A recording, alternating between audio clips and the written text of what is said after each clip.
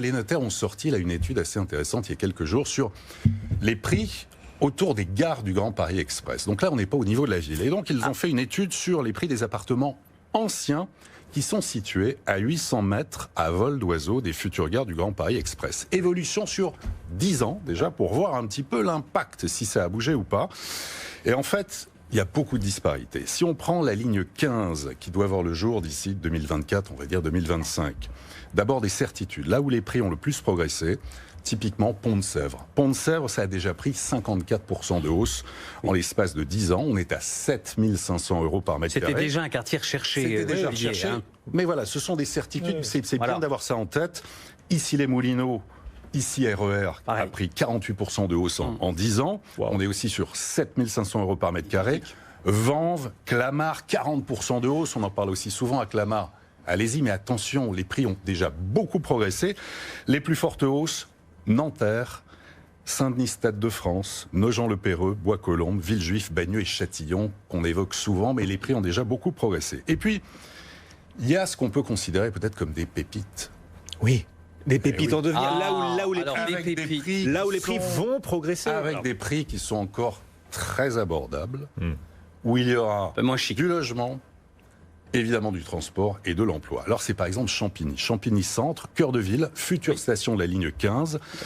23 000 habitants dans un rayon d'1 kilomètre autour de la gare, c'est 48 000 voyageurs par jour. Temps de déplacement, 1h20 aujourd'hui pour aller de Champigny jusqu'à ici. Demain, il faudra 24 minutes. Oh là là. Projet de création de milliers de nouveaux logements, médiathèques, groupes scolaires, aménagement de la ZAC du bord de Marne, 18 000 m² de bureaux. Champigny Centre aujourd'hui, prix de l'immobilier, 3 200 € par mètre carré. 3 200 € par mètre carré. Ça a pris 6% de hausse en 10 ans. C'est rien. C'est à surveiller, absolument. Mais ça veut dire qu'il y a un loup ou pas Non, pas du tout. Oui, Marie dit oui, il y a un loup à Champigny. Non, mais je dis pas qu'il y a un loup à Champigny, mais peut-être il y a des loups. Mais le loup est une espèce en voie de développement. Moi, franchement, honnêtement, vous vous souvenez, et puis en plus, on peut retrouver dans les historiques. J'en ai parlé il y a très longtemps, Champigny-sur-Marne, en disant ça peut faire partie des pépites sur lesquelles il faut miser, etc. Vraiment côté de la gare. Après, voilà, moi, je trouve que c'est très intéressant ce que dit Olivier, parce qu'en plus, cette étude des notaires dit ça a fortement augmenté, effectivement, dans les 800 mètres à vol d'oiseau autour des futures gares du Grand Paris Express, mais c'est aussi peut-être simplement lié au fait que dans l'ensemble de ces territoires-là, ça a augmenté. Donc, est-ce qu'on a déjà pris en compte les effets du Grand Paris Express ou pas? Et c'est la question que je me pose. Donc pour Champigny comme pour les autres, je pense qu'il faut pondérer, c'est-à-dire est-ce que c'est déjà trop tard pour investir dans celles qui ont flambé? Je suis pas certaine que ce soit trop tard. Ça se trouve même, on n'a même pas encore intégré le potentiel du Grand Paris Express dedans. Et inversement, la faible augmentation des prix qu'on constate à Champigny-sur-Marne, est-ce que ça veut dire que ça va d'un coup exploser?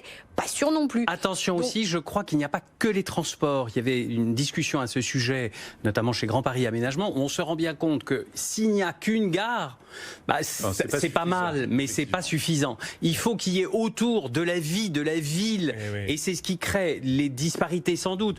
Dans les endroits où il y a déjà de la ville, où ce sont des structures, des villes où on a envie de vivre, curieusement les prix ont beaucoup augmenté. Dans des endroits plus désolés, plus abandonnés entre guillemets, forcément c'est plus compliqué. D'où l'intérêt d'aller sur place quand même. Toujours aller sur place, ne jamais acheter comme ça. Une femme de terrain, Marie. Alors deux petits compléments. Fort d'Aubervilliers, on est à 2 km de Paris entre Aubervilliers et Pantin. L'emplacement de la gare a été choisi avec les collectivités locales pour renforcer. Donc il y a une ZAC écoquartier Fort d'Aubervilliers qui va accueillir, il faut le savoir, 1800 logements, des services, des espaces verts, des commerces, des écoles, des bureaux, des espaces culturels, un centre aquatique. Mixité. Fort d'Aubervilliers. La Défense aujourd'hui, c'est 40 minutes en trajet. Demain, ce sera 20 minutes et on est autour de 3 000 € du mètre carré en moyenne actuellement. Et puis, dernier petit exemple de pépite potentielle, c'est Noisy-Champs. Alors là, dans le cadre du projet du métro automatique du Grand Paris, Noisy-Champs va devenir l'un des terminus de plusieurs lignes. La ligne 11, la ligne 15, la ligne 16, avec une mise en service 2024-2025 pour la ligne 15. C'est énorme, une interconnexion importante. Oui, alors la gare, justement, elle est localisée un peu plus loin, à la limite entre Noisy-le-Grand et Champs-sur-Marne, 150 000 visiteurs par jour. 23 000 habitants dans un rayon d'1 kilomètre autour de la gare. Pont de Sèvres, Noisy-Champs, temps de trajet 1 heure aujourd'hui, ce sera 37 minutes à terme. Et prix de l'immobilier aujourd'hui, on est à 2 500 € par mètre carré. Moi, ça me dit plus par contre. Voilà, il faut avoir tout ça en tête. Logement, transport, emploi quand on veut investir. Et surtout